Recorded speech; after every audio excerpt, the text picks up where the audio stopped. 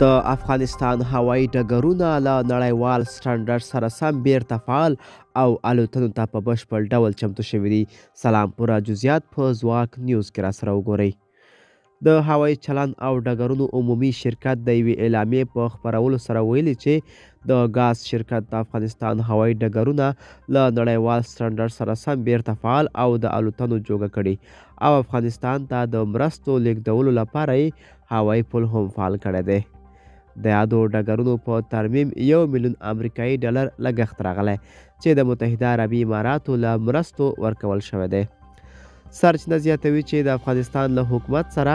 د الوتنو د پیلېدو په موخه د افغانستان هوایي ډګرونه د بیا فعالولو، ساتنې، پرمختللې ټکنالوژۍ سمبالولو او له نړیوال سټنډرډ سره سم د اسانتیاوو برابرولو په برخو کې تړون لاسلیک شوی دی. د دغه تړون پر بنسټ به د هوایي چلند او ډګرونو شرکت د کابل نړیوال هوایي ډګر ته تخنیکي